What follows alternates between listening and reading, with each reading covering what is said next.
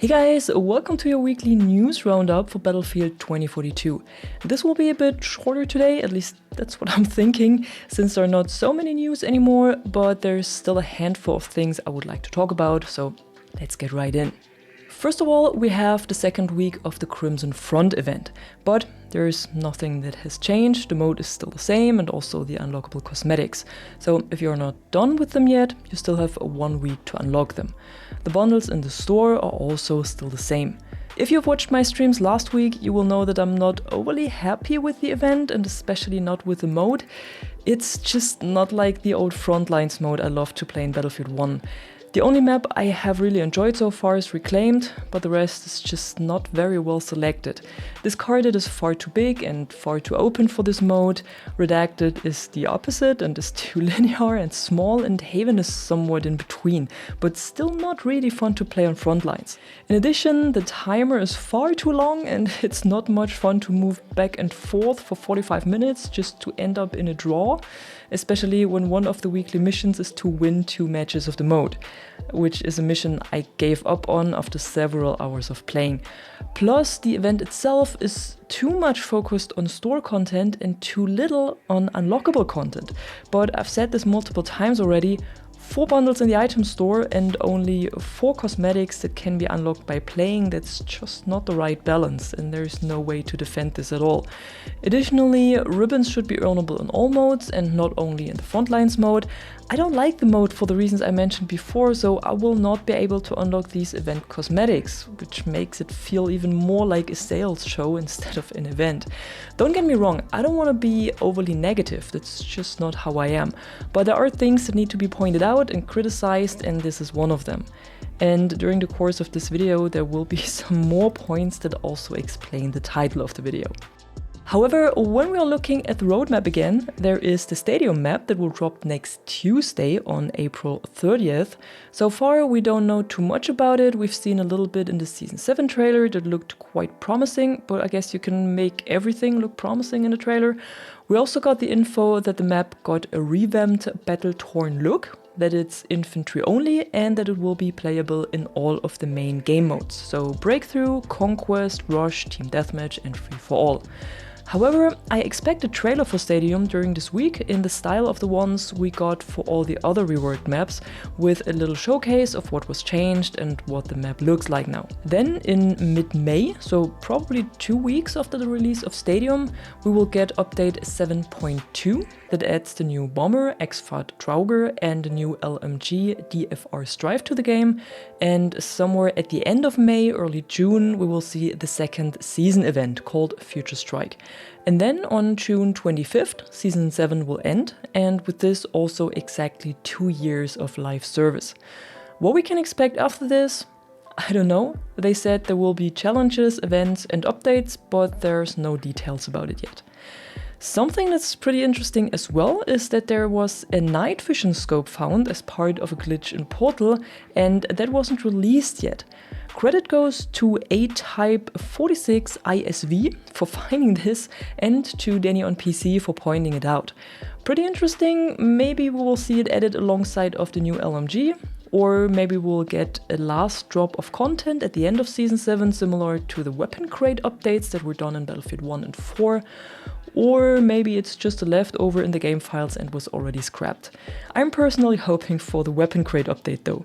In addition to this, the UH-60 in Portal can now be equipped with universal vehicle skins, and it's the only air vehicle in Portal where this is possible.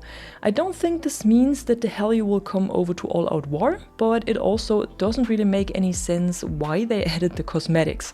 At least it doesn't follow any logic. But if you like to play this Heli, now you know that there are skins for it. I just forgot to add this in last week's Stealth Changes video.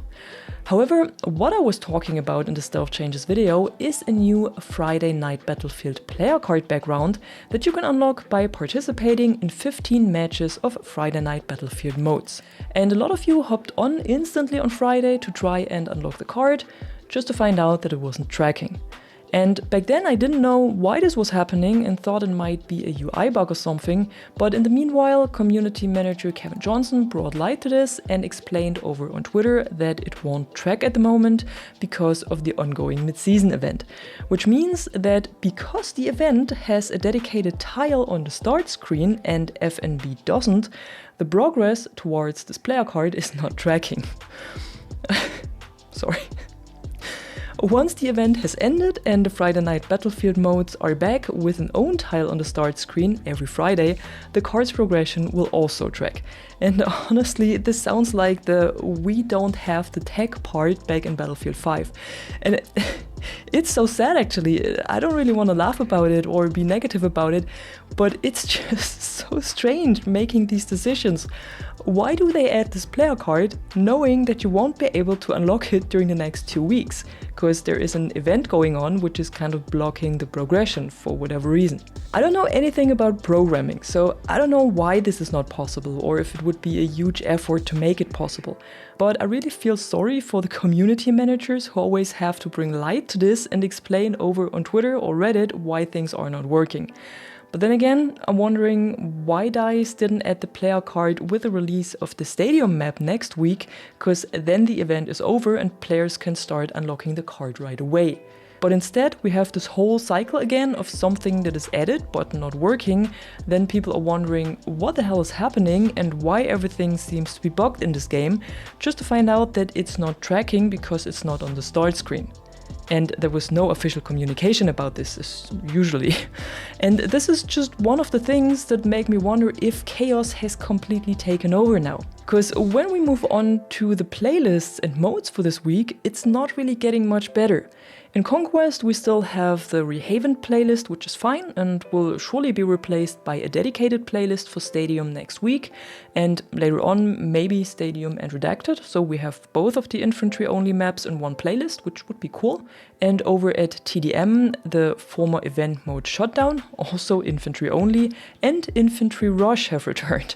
So either DICE is already trying to prepare us for Stadium with all those infantry-only modes, or chaos is taken over and nobody really cares anymore. Because usually we have a mix of different kinds of playlists and not only one kind.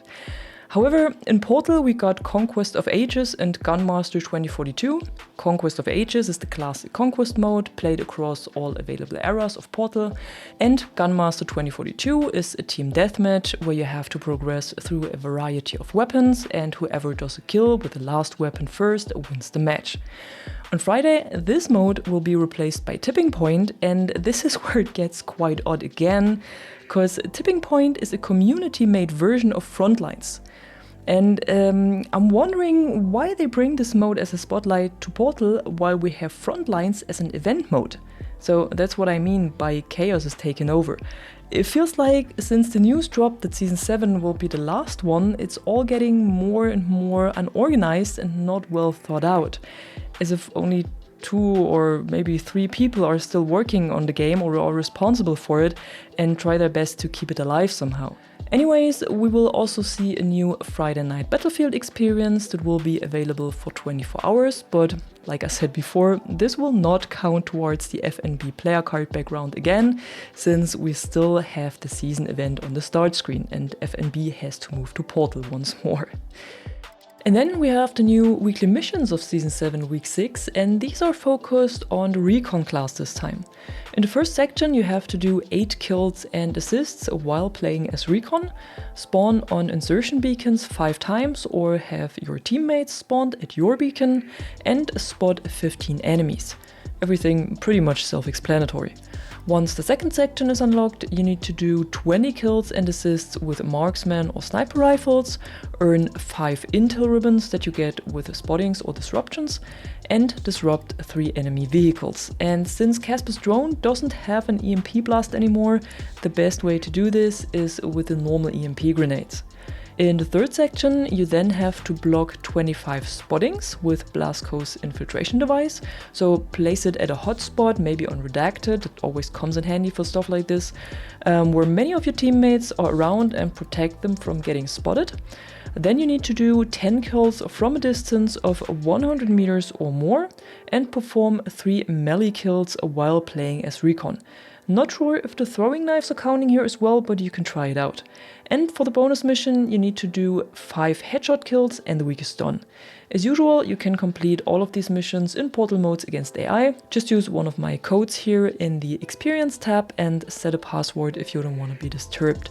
Frontlines is unfortunately not available in portal since it's only a event mode, so I can't create any experience for this one. And that was it for today. I will be streaming again tomorrow and complete some of the weekly missions, so be sure to stop by.